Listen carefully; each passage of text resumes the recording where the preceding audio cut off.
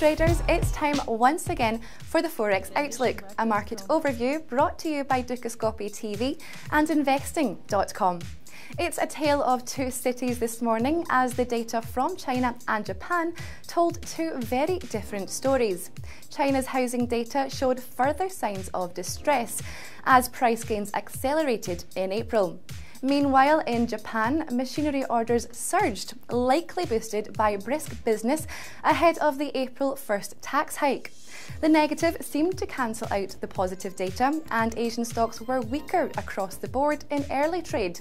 The Nikkei 225 rose by 0.07% after a 1.4% fall on Friday, after orders jumped 19.1% month on month.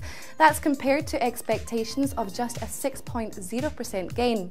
But the Shanghai Composite fell 1.09% and the Hang Seng eased 0.38%, mainly on that housing data.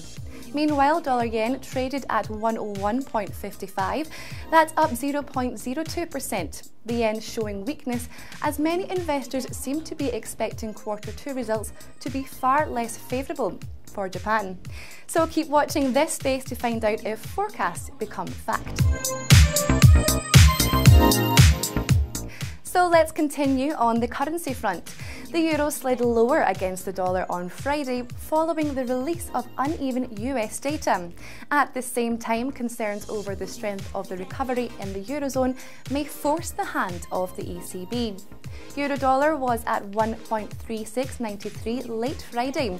For the week, the pair was down 0.45% as expectations of easing at the central bank's June meeting continue to rise. Elsewhere, sterling pushed higher against the dollar on Friday as the Bank of England indicated no rush to raise rates. In the week ahead, investors will be looking to the minutes from the Federal Reserve for insight on the central bank's view of the economy.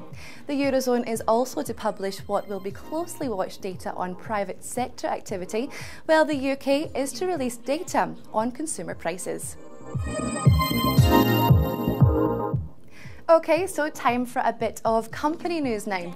US drug maker Pfizer have upped the ante and raised its bid for British rival AstraZeneca to $117 billion. Pfizer wants to create the world's largest drugs company with headquarters in New York and a tax base in Britain.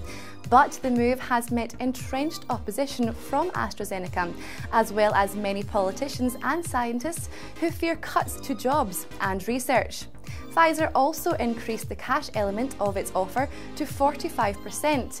with AstraZeneca shareholders set to receive 1.747 shares in the enlarged company for each of their AstraZeneca shares and £24.76 in cash. The US giant said they would not embark on a hostile bid of their British counterpart, but would walk away if AstraZeneca did not accept this increased offer. And we'll finish things up with a quick visit to our Commodities Corner. Gold hasn't had much interest of late, and its lacklustre performance continued on Friday. Prices fell after strong housing data, but then recovered when a subsequent report showed US consumer confidence had taken a dent.